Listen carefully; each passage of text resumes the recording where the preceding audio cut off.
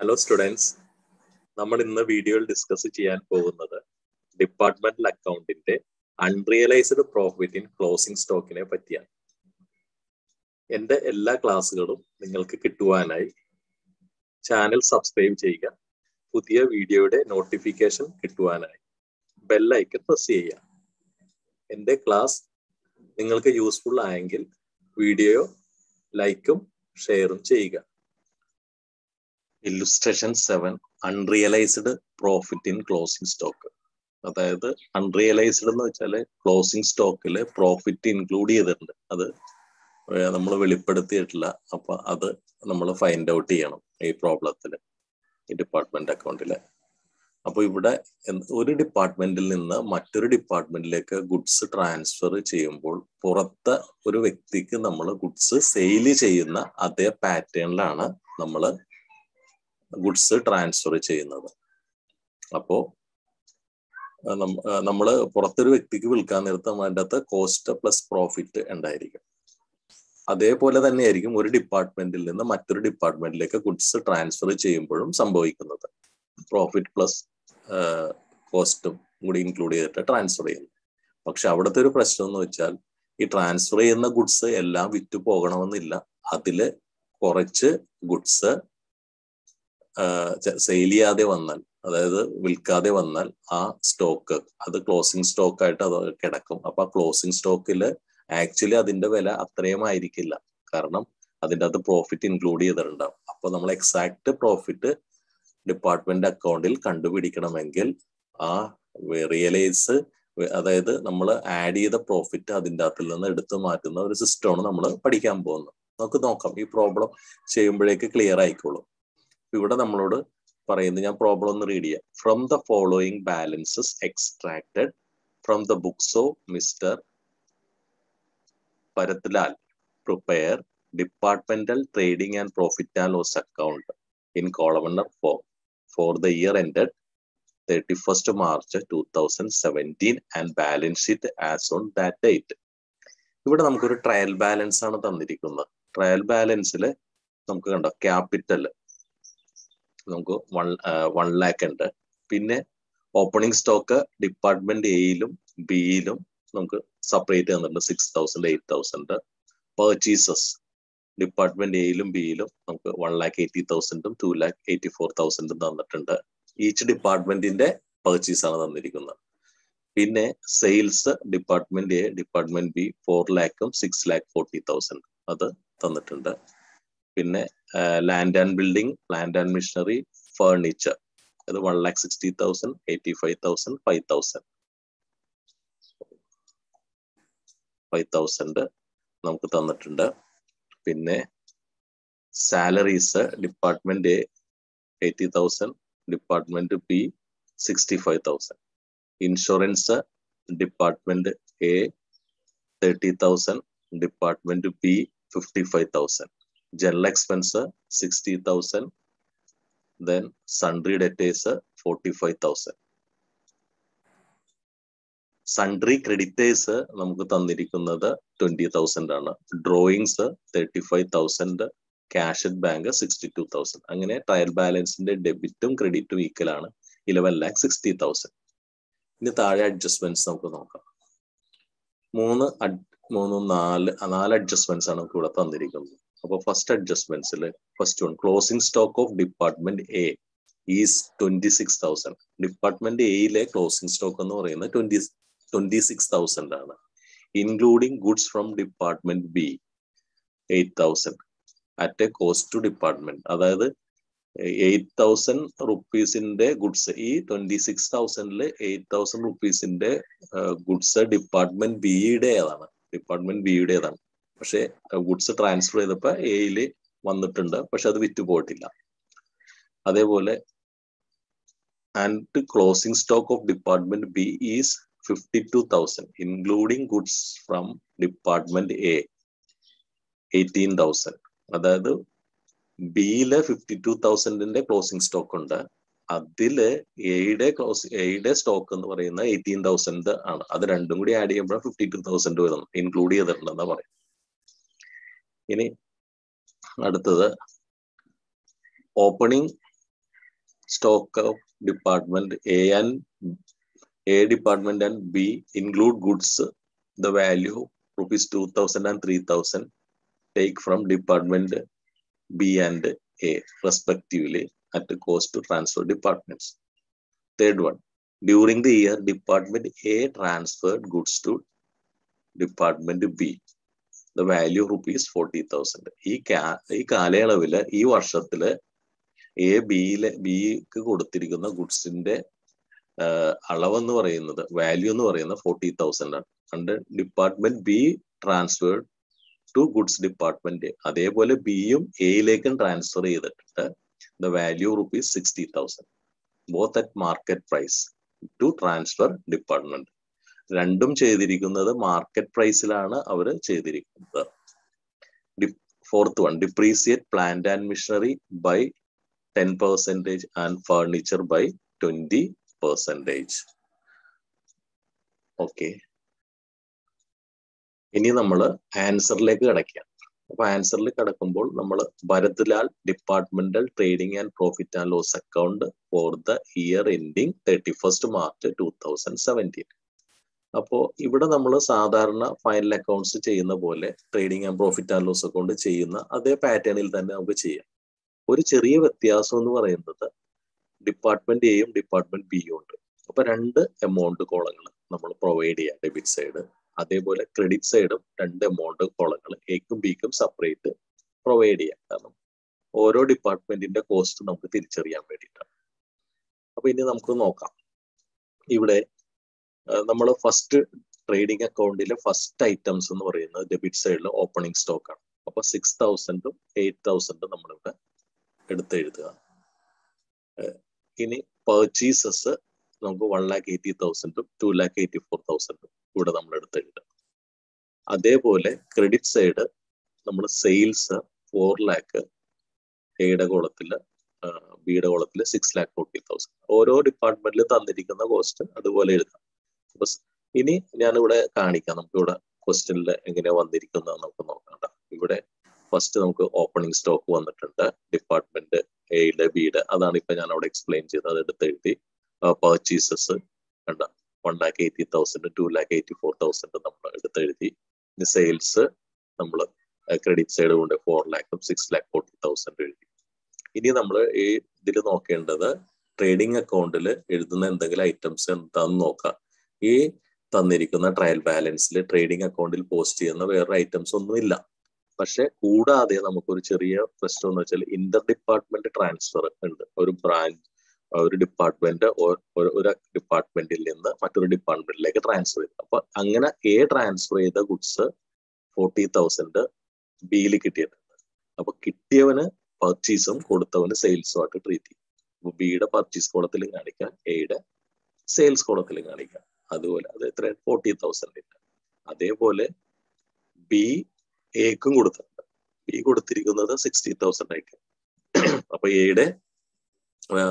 എക്ക് പർച്ചേസ് പോലെയാണ്. അപ്പൊ എയുടെ ഡെബിറ്റ് കോളത്തിൽ കാണിക്കുക, ബിയുടെ സെയിൽസ് പോലെ ട്രീറ്റ് ചെയ്യുന്നതുകൊണ്ട് ബിയുടെ ക്രെഡിറ്റ് കോളത്തിൽ കാണിക്കും. അപ്പൊ ഞാനത് കാണിക്കാം.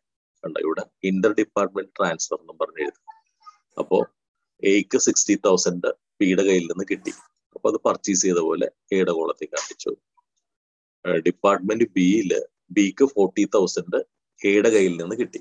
അപ്പൊ അത് പർച്ചേസ് പോലെ കാണിക്കുന്നതുകൊണ്ട് അവർ ഡെബിറ്റ് സൈഡിൽ കാണിച്ചു. നമ്മൾ പർച്ചേസ് എങ്ങനെ എഴുതുന്ന അതേപോലെ തന്നെ കിട്ടുന്നവന്റെ ഡെബിറ്റ് കോളത്തിൽ കാണിക്കുക. ഇനി കൊടുക്കുന്നവൻ എന്ത് ചെയ്യണം? കൊടുക്കുന്നവന്റെ സെയിൽസ് സെയിൽസ് കോളത്തിൽ എഴുതുക. അപ്പൊ ഇവിടെ ഈ 40,000 കൊടുത്തത് ആരാണ് ശരിക്കും കൊടുത്തത്? ശരിക്കും കിട്ടി. അപ്പൊ കൊടുത്തവന്റെ 40,000 നമ്മൾ അത് കാണിക്കുന്നു, ക്രെഡിറ്റ് സൈഡ് കാണിക്കുന്നു. ഇനി ബി അടുത്തത് ഡിപ്പാർട്ട്മെന്റ് ബിയില് 60,000 കണ്ടോ. ബി ആണ് ഇവിടെ ആർക്ക് കൊടുത്തിരിക്കുന്നത്? എ കൊടുത്തിരിക്കുന്നത് കണ്ടോ. ബിയുടെ അപ്പൊ കൊടുത്തവന്റെ സെയിൽസ് കോളത്തിലും കിട്ടിയവന്റെ പർച്ചേസ് കോളത്തിലും കാണിച്ചു. അതുപോലെ എയുടെ കയ്യിൽ നിന്ന് ബിക്ക് 40,000 കിട്ടി. 40,000 അപ്പൊ പർച്ചേസ് നമ്മൾ എന്ത് ചെയ്തു? ഡെബിറ്റ് കോളത്തിൽ എഴുതി. പക്ഷെ ഇവിടെ എ ആണ് ബിക്ക് കൊടുത്തത്. അപ്പൊ എയുടെ സംബന്ധിച്ച് അത് സെയിൽസ് ആണ്. അതുകൊണ്ടാണ് എയുടെ ക്രെഡിറ്റ് സൈഡ് കോളത്തിൽ അത് കാണിക്കുന്നത്. എയുടെ ക്രെഡിറ്റ് സൈഡ് കോളത്തിൽ കാണിച്ചാൽ സെയിൽസ് ആണ്, ഡെബിറ്റ് സൈഡ് കോളത്തിൽ ആണ് ഇവിടെ ബി വന്നിരിക്കുന്നത്. അപ്പൊ അത് പർച്ചേസ്, അത് അത്രയും ചെയ്താൽ മതി. ഇനി നമുക്ക് ക്ലോസിംഗ് സ്റ്റോക്ക് ഉണ്ട്. ക്ലോസിംഗ് സ്റ്റോക്ക് നമുക്ക് ഇവിടെ തന്നിട്ടുണ്ട്. ക്ലോസിംഗ് സ്റ്റോക്ക് അവർ പറയുന്നത് എത്രയാണെന്ന് നോക്കാം. ക്ലോസിംഗ് സ്റ്റോക്ക് നമുക്ക് ഡിപ്പാർട്ട്മെന്റ് എയുടേത് 26,000ഉം ബിയുടേത് 52,000ഉം. അപ്പൊ നമ്മൾ ആ ഫുൾ എമൗണ്ട് ക്ലോസിംഗ് സ്റ്റോക്ക് അവിടെ തന്നിരിക്കുന്ന എമൗണ്ട് ഡിപ്പാർട്ട്മെന്റ് എയിൽ 26,000 എഴുതി, ഡിപ്പാർട്ട്മെന്റ് ബിയിൽ 52,000 എഴുതി. അങ്ങനെ നമ്മൾ ടോട്ടൽ ചെയ്യാം കേട്ടോ. അപ്പൊ ടോട്ടൽ ചെയ്യുമ്പോൾ ഇവിടെ ക്രെഡിറ്റ് സൈഡ് ആണ് നമുക്ക് കൂടുതൽ. എത്ര ക്രെഡിറ്റ് സൈഡ് 4,66,000 കിട്ടി, ബിയില് 7,52,000 കിട്ടി. ആ രണ്ട് എമൗണ്ടും ഡെബിറ്റ് സൈഡ് കൊണ്ടുവന്ന് നമ്മൾ എഴുതി. ആ സെയിം വാല്യൂ തന്നെ എടുത്ത് എഴുതണം. എന്നിട്ട് ഈ 4,66,000 നിന്ന് ഇതാണ് നമ്മളുടെ ഇൻകം എന്ന് പറയുന്നത്. അതിൽ നിന്ന് നമ്മളുടെ എക്സ്പെൻസ് 6,000, 1,80,000, 60,000 ഇത്ര ഐറ്റംസ് നമ്മൾ മൈനസ് ചെയ്യുമ്പോൾ ബാലൻസ് ഒരു എമൗണ്ട് കിട്ടും. അതാണ് 2,20,000. ഇതിനെ നമ്മൾ എന്താ പറയുന്നത്, ഗ്രോസ് പ്രോഫിറ്റ് എന്നാണ് പറയുന്നത്. അതേപോലെ ബിയുടേതും 7,52,000 നമ്മൾ ക്രെഡിറ്റ് സൈഡിൽ നിന്ന് കൊണ്ടുവന്ന് എഴുതിയിട്ട് 8,000, 2,84,000, 40,000 മൈനസ് ചെയ്യുമ്പോൾ അവിടെ നമുക്കൊരു ബാലൻസ് എമൗണ്ട് കിട്ടും 4,20,000. ഇതാണ് നമ്മളുടെ ഗ്രോസ് പ്രോഫിറ്റ് എന്ന് പറയുന്നത്. അപ്പൊ ഈ ഗ്രോസ് പ്രോഫിറ്റ് നമുക്ക് എന്ത് ചെയ്യാം, പ്രോഫിറ്റ് ആൻഡ് ലോസ് അക്കൗണ്ടിലേക്ക് ട്രാൻസ്ഫർ ചെയ്യാം. ജസ്റ്റ് ഫൈനൽ അക്കൗണ്ട്സ് ചെയ്യുന്ന അതേപോലെ തന്നെ ഉണ്ടാ.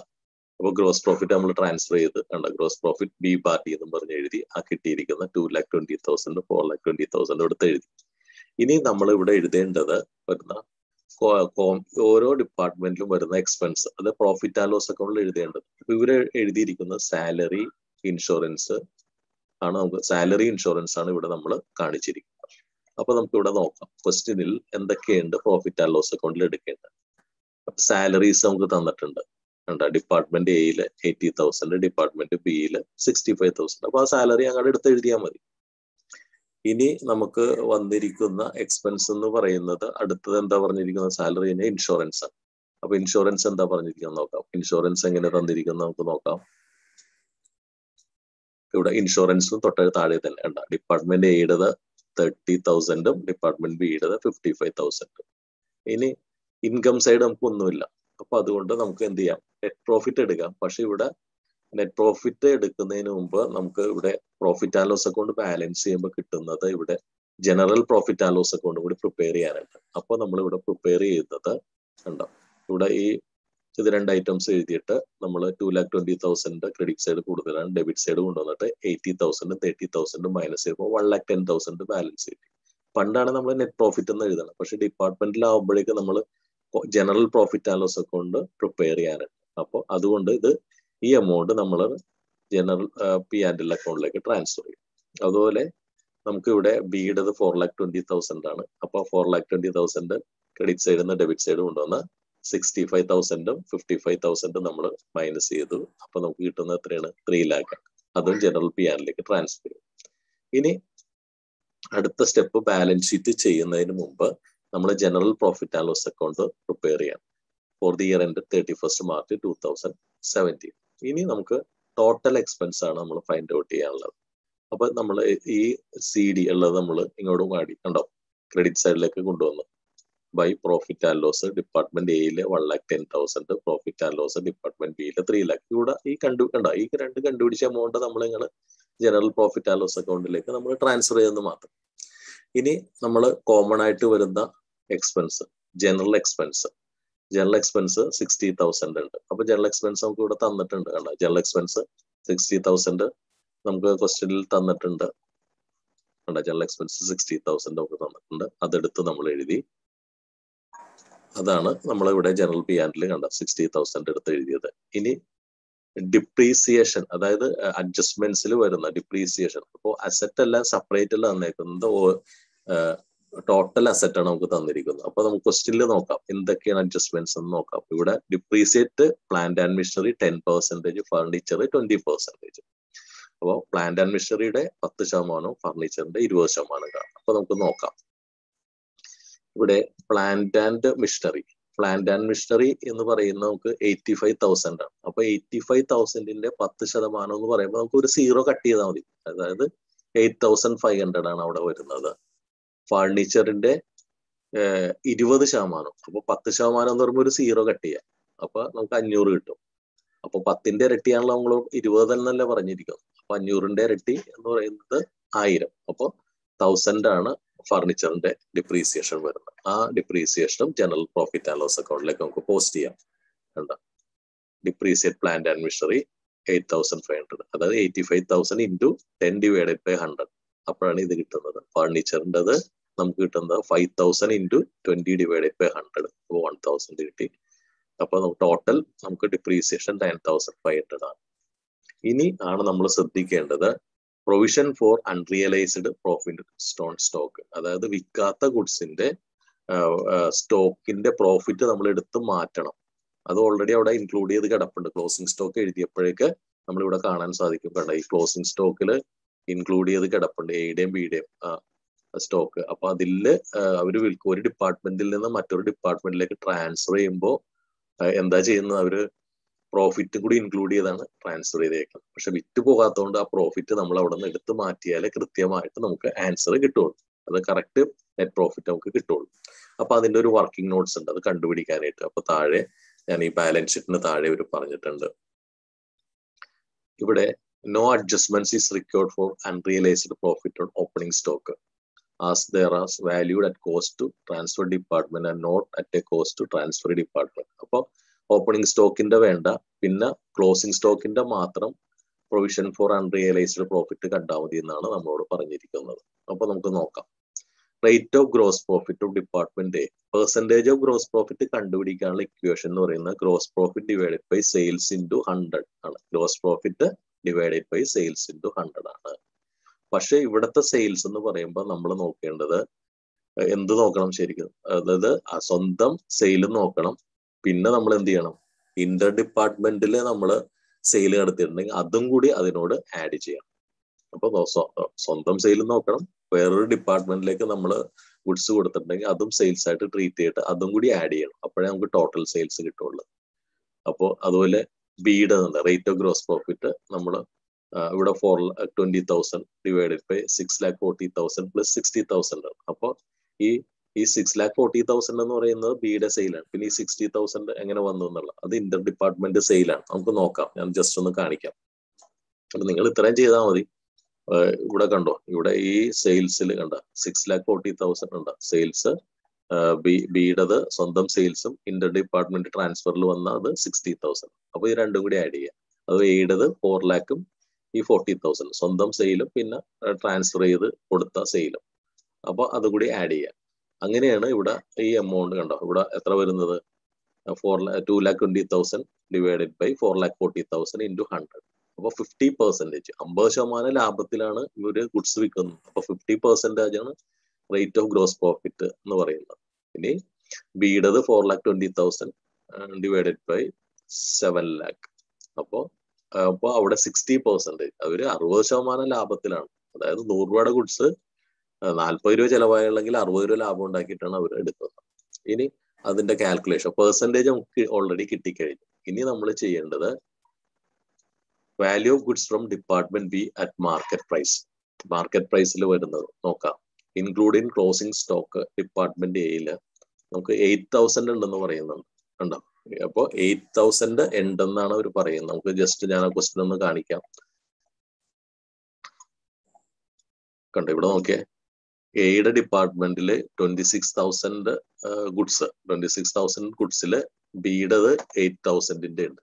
കണ്ട, മറ്റേത് ബിയുടേത് 52,000ല് എയുടേത് 18,000 ഉണ്ട്. അപ്പൊ എയിലുള്ളത് ബിയുടേതും ബിയിലുള്ളത് എയുടെയും ആയിരിക്കും. അതാണ് നമ്മളിവിടെ ചെയ്യാം. അതിന്റെയാണ് പ്രോഫിറ്റ് നമുക്ക് കണ്ടുപിടിക്കേണ്ടത്.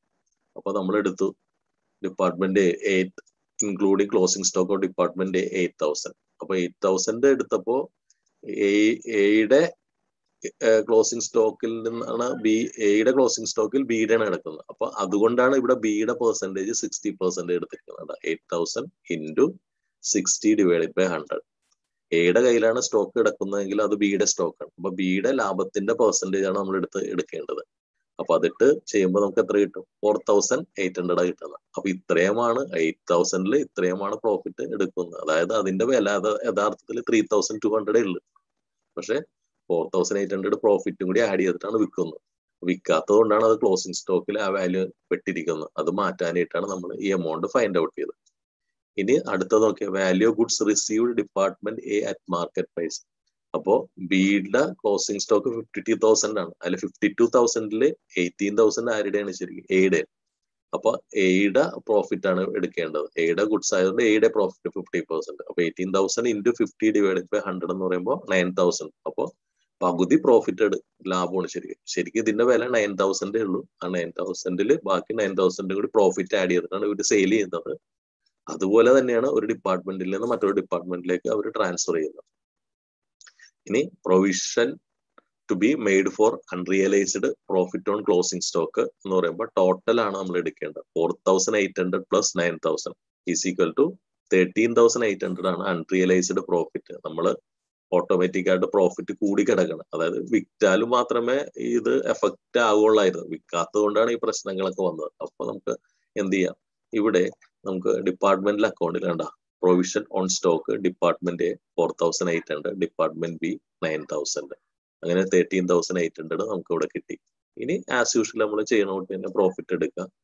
4,10,000 നമുക്ക് ജനറൽ പി ആൻഡിലെ ക്രെഡിറ്റ് സൈഡിലുണ്ട്, അത് ഇവിടെ കൊണ്ടുവരുന്നു. അതിനുശേഷം നമ്മൾ ഈ 6,000 മുതൽ 13,800 വരെയുള്ള ഐറ്റംസ് നമുക്ക് മൈനസ് ചെയ്യുന്നു. അപ്പൊ നമുക്ക് കിട്ടുന്ന നെറ്റ് പ്രോഫിറ്റ് എന്ന് പറയുന്നത് 3,26,700.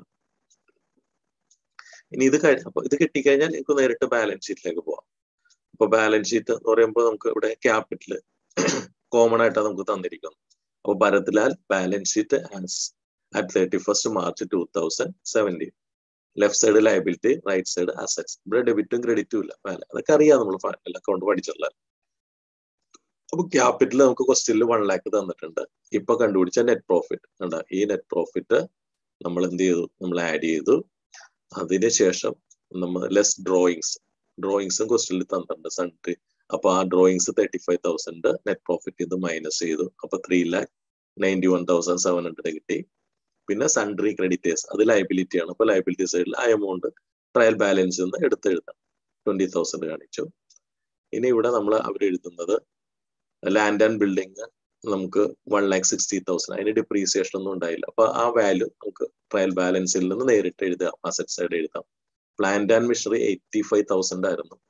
അതിൽ 10% ഡിപ്രീസിയേഷൻ കാണാൻ ക്വസ്റ്റിൽ പറഞ്ഞിട്ടുണ്ടായി. അപ്പൊ നമ്മൾ ജനറൽ പി ആൻഡിൽ ഞാൻ നേരത്തെ പറഞ്ഞു 8,500 നമ്മൾ കണ്ടുപിടിച്ചിട്ടുണ്ടായി. അപ്പൊ 85,000 നിന്ന് 8,500 മൈനസ് ചെയ്തപ്പോ ഡിപ്രീസിയേഷൻ മൈനസ് ചെയ്തപ്പോ പുതിയ വാല്യൂ 76,500. അതാണ് ഇവിടെ എടുത്ത് ന്യൂ ബാലൻസ് ഷീറ്റിൽ എഴുതേണ്ടത്. ഇനി ഫർണിച്ചർ 5,000 ആയിരുന്നു.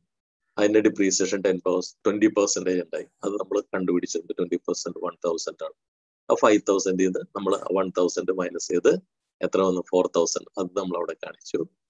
ഇനി സ്റ്റോക്ക് ഡിപ്പാർട്ട്മെന്റ് എയുടേത് ബിയുടേത് ഉണ്ട്. അതായത് പഴയ സ്റ്റോക്ക് 26,000 52,000 ആണ്. അത്രയും എഴുതി. അപ്പൊ 78,000 ആണ് ആക്ച്വലി ക്ലോസിംഗ് സ്റ്റോക്ക്. പക്ഷെ ഇതിന്റെ അകത്ത് എന്ത് ഇൻക്ലൂഡ് ചെയ്തിട്ടുണ്ട്? പ്രോഫിറ്റ് ഇൻക്ലൂഡ് ചെയ്തിട്ടുണ്ട്. അപ്പൊ ആ പ്രോഫിറ്റ് ഇൻക്ലൂഡ് ചെയ്തത് നമ്മൾ എന്ത് ചെയ്യണം? അത് അതിൻ്റെ അകത്തുനിന്ന് less reserve for unrealised profit, വിൽക്കാത്ത ഗുഡ്സിന്റെ പ്രോഫിറ്റ് നമ്മൾ എടുത്ത് മാറ്റുക. 13,800. ഇപ്പൊ നമ്മൾ വർക്കിംഗ് നോട്ട്സ് പ്രകാരം കണ്ടില്ലേ? ഇവിടെ കൊണ്ടുവന്ന് ഡെബിറ്റ് ചെയ്തിട്ടുണ്ടല്ലോ സ്റ്റോക്കിന്റെ വാല്യൂ കുറക്കാനായിട്ട്.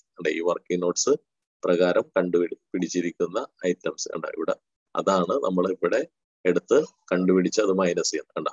ഇതണ്ട ഈ provision for profit on closing stock 4,800 9,000. ഇതിന്റെ ടോട്ടൽ എമൗണ്ട് നമ്മൾ ക്ലോസിംഗ് സ്റ്റോക്കിൽ നിന്ന് നമ്മൾ മൈനസ് ചെയ്തു. അപ്പൊ നമുക്ക് എത്ര കിട്ടി? 64,200 കിട്ടി. പിന്നെ സൺട്രി ഡെറ്റേഴ്സ് അസറ്റ് ആണ് 45,000, അത് എടുത്ത് എഴുതാം. ക്യാഷ് അറ്റ് ബാങ്ക് അസറ്റ് ആണ്, അതും നമ്മൾ 62,000. ഇതെല്ലാം ട്രയൽ ബാലൻസ് എന്നാണ് എടുത്ത് എഴുതുന്നത്. ഇത് നമ്മൾ വർക്കിംഗ് നോട്ട്സിൽ നിന്നാണ് ഈ 13,800 കണ്ടുപിടിച്ച് ക്ലോസിംഗ് വിൽക്കാത്തതുകൊണ്ട് പ്രോഫിറ്റ് കൂടി കിടക്കുന്നത്. ആ പ്രോഫിറ്റ് എടുത്ത് മാറ്റിയിട്ട് അത് മാറ്റിയില്ലെങ്കിൽ നമുക്ക് ബാലൻസ് ഷീറ്റ് ടാലി ആവില്ല. ആ പ്രോഫിറ്റ് നമുക്ക് എടുത്ത് മാറ്റണം. അപ്പൊ അഡ്ജസ്റ്റ്മെന്റ്സിലുള്ള 2 പ്രാവശ്യം എഴുതണം. അതുകൊണ്ടാണ് ജനറൽ പി ആൻഡ് ഇവിടെ എഴുതിയത്. ഡിപ്രീസിയേഷൻ നമ്മൾ 2 പ്രാവശ്യം എഴുതിയിട്ടുണ്ട്, ഇവിടെ എഴുതിയിട്ടുണ്ട്. അതൊക്കെ നമുക്ക് ഫൈനൽ അക്കൗണ്ട്സ് പഠിച്ചുകൊണ്ട് നേരത്തെ അറിയാവുന്നതാണ്. അപ്പൊ നമുക്ക് ഇവിടെ 4,11,700 ലയബിലിറ്റി സൈഡും കിട്ടി, 4,11,700 അസറ്റ് സൈഡും കിട്ടി. അത്രേ ഉള്ളൂ. ഓക്കെ.